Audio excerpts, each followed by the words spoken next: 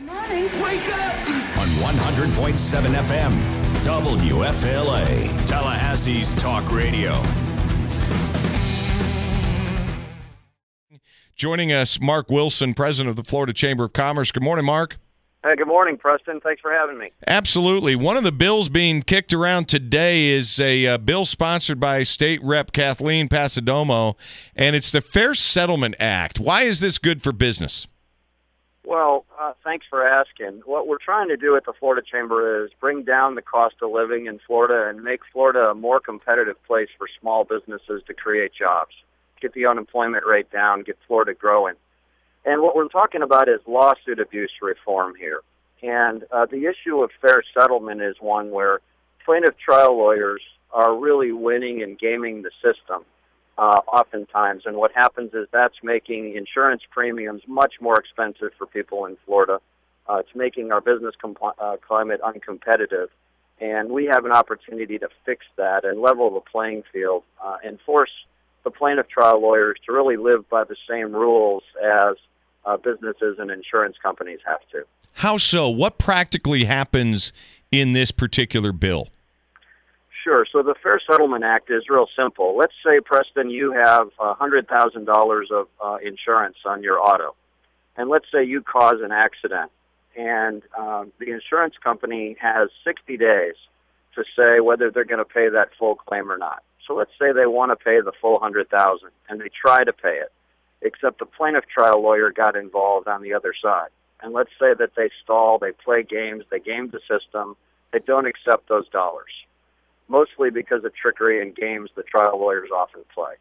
What happens is the 60 days goes by, and all of a sudden the policy limit doesn't exist anymore, essentially, and they'll go after you for millions. They'll go after your insurance company for millions. It's a game that you can still play in Florida. Many other states have stopped it. So what happens is everyone suffers, while a very small group of plaintiff trial lawyers, very wealthy trial lawyers, the same people you see on billboards and running ads all over the state, they're getting wealthy, they're gaming the system. All the rest of us in Florida are paying higher premiums because of it. So what technically does this bill do? It says that you what? Sure. So, and remember, Preston, Florida has the 41st worst legal climate in the nation. Okay, the rest of the country knows how bad Florida's lawsuit climate is, and this bill attempts to fix that. And what this bill would do is it would require the lawyers, the plaintiff trial lawyers, to be clear, to live by the same rules that the businesses and the insurance companies have to play by now. So within 60 days, the plaintiff trial lawyer would have to live by the same rules the insurance companies would. And these things can all be settled and taken care of quickly, and both sides have to play by the same rules. Right now, there's a double standard. The insurance company have one set of rules they have to live by and comply by within 60 days. The trial lawyers, on the other hand, basically game the system. They move it into a time frame where there's an unlimited amount of money that they can receive, and it's just not right, and this fixes it. Joining us, Mark Wilson from the Florida Chamber of Commerce. So does this force trial lawyers then to have to file a claim within 60 days? Well, what happens is, claims are generally filed right away within days of an accident. And if you've ever been in an accident before, you know that adjusters are involved, and usually within days, within weeks, things can get wrapped up. But then when your insurance company tries to pay the claim, the plaintiff trial lawyer basically plays the game. They don't accept it. They want more information. And once they get past that magic 60 days, Preston, then all of a sudden they go and they say, wait, we're suing you for all kinds of different, crazy reasons. So it's called bad faith. And what we want to do is say, let's settle all of this within 60 days. I mean, why drag these things out for years? And why make everyone's insurance and life in Florida more expensive? Let's make it fair for everybody. Let's get it over with right away. Let's get people that are involved in an accident. Let's get them the settlement that they deserve right away, as opposed to dragging it on just to benefit the plaintiff trial lawyer. Mark, what would you say to those? Because when this subject comes up, one of the things that I hear from people on the other side is that and I think that in fairness, there probably are some cases, not nearly the number that get represented in the court system, but there are some cases where someone just doesn't know the extent of the treatment that they'll require right away, that it may take time, whether it's corrective surgeries, rehabilitation, or whatever, to know the full extent of damage. Is there any provision for such cases? Sure, of course. And like you said, Preston, that is the rare case, right? What plaintiff trial lawyers would like you to believe is that happens all the time, and that we should make laws, for the exception rather than the rule. Right. But what we're pushing, in our opinion, actually fixes that, because right now the vast majority of these cases, settlements have been offered within 60 days. And oftentimes it's the full policy limit within 60 days. But the trial lawyers don't want to settle within 60 days, because once you pass 60 days, then you're no longer under these policy limit caps. And you can go for an unlimited amount of money, by the way, paid for by the insurance company, which then makes everyone's premiums more expensive. So I would say to you, absolutely, there are provisions. By forcing everyone to come to terms within 60 days, then everybody puts their cards on the table. And Preston, let me be clear. If an insurance company is going to game the system, then they should be on the hook for bad faith. If they're actually practicing bad faith, shame on them, and they should be on the hook for the full amount. That's not what's happening. What's happening is insurance companies are living within the limits of the law now. They're trying to settle. But trial lawyers know there's a loophole in the law, and the longer they drag it out and the longer they don't settle, they then can come back for unlimited amounts. And remember, these plaintiff trial lawyers are getting generally a third of whatever the settlement is. A third of a $30 million settlement is a whole lot more than a third of a $100,000 policy limit. That's the issue. Joining us, Mark Wilson from the Florida Chamber. Mark, like a lot of things, I'm not the sharpest knife in the drawer, and this is one of those subjects. I'm trying to figure out if the policy that an individual signs and agrees to and pays a premium based on has a limit, then how in the world is it possible for an insurance company to be stuck paying beyond what everybody agreed to up front? Right. Preston, you just nailed it. That's exactly the issue. And trial lawyers have been gaming the system for years. Remember, they've controlled a lot of the political process for decades, until just recently. And so they've been writing their own rules. It's like the fox in the hen house for 20 and 30 years. So you just said it. You pay a policy premium that allows $100,000 of coverage.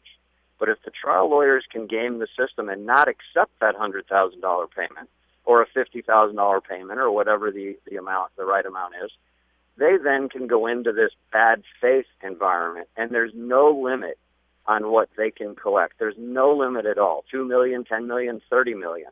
And because they're getting contingency fees, oftentimes, a third of the amount, see, they don't, the incentive in the system right now is to not accept the policy limit, because then they know that they can get millions for themselves and millions for the system. And that's what's wrong. We're just trying to fix it. We're trying to say, if it's a $100,000 policy limit and that's what's being offered, then accept $100,000, and there should never be a case where you're able to go back when people have been operating in good faith, where you can go back and get millions when what was agreed to in the contract was, say, $100,000 or $200,000.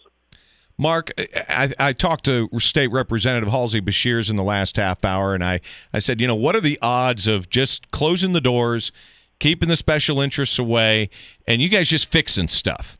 This, to me, reminds me of one of those things. The trial lawyers have a very powerful lobby, but so does the insurance industry. They have a very powerful lobby. What assurances are there that the insurance industry, you talked about that the rates have been artificially driven up by a very real problem, and that is these types of legal issues, not necessarily by market forces, but by the legal system forces that are at play here. Are there assurances that the insurance companies will respond to this type of act being passed and perhaps make rates more affordable? Sure. So what the trial lawyers want to do is they want to say, if we pass this, will you guarantee us that rates will go down by a certain percentage?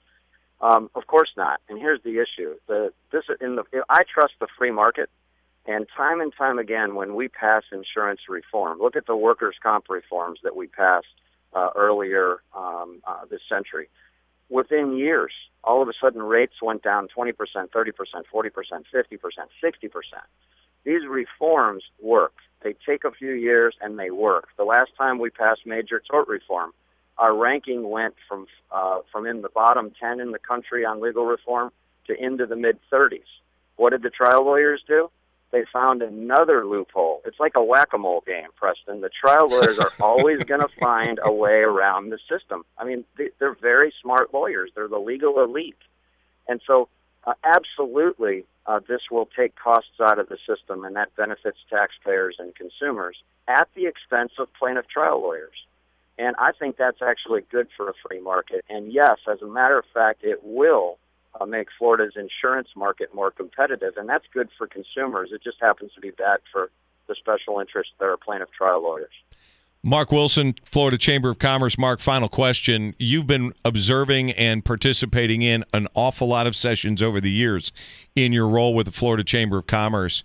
What's your appraisal of this particular session and its tone, its tenor, and what you expect to come as a result of it? Well, I think it's actually more normal than most people would think. You know, we're about halfway through legislative session. You know, in a typical year, 250 or 300 bills will pass. As of yesterday, 18 bills have passed, and we're halfway through the session. And that's about normal. I think the positive discourse going on between House and Senate leadership is rather unique. The fact that they've agreed in principle on the big things that they want to accomplish. I think things are actually set up fairly nicely for a smooth landing, but budgets are coming out. They're going to be different than the governor's budget, and so now we're going to go through 2 or 3 weeks of the very normal, disagreements over different issues, followed by reconciliation and hopefully a smooth landing, and hopefully it results in making Florida more competitive.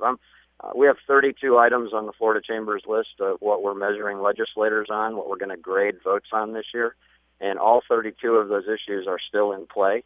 But it's the second half of the session that will determine whether the legislators are going to vote for job creation or whether they're going to side with what the unions and the trial lawyers want. Mark, good to visit with you. Thanks for the time this morning. Thank you. Mark Wilson, president of the Florida Chamber of Commerce.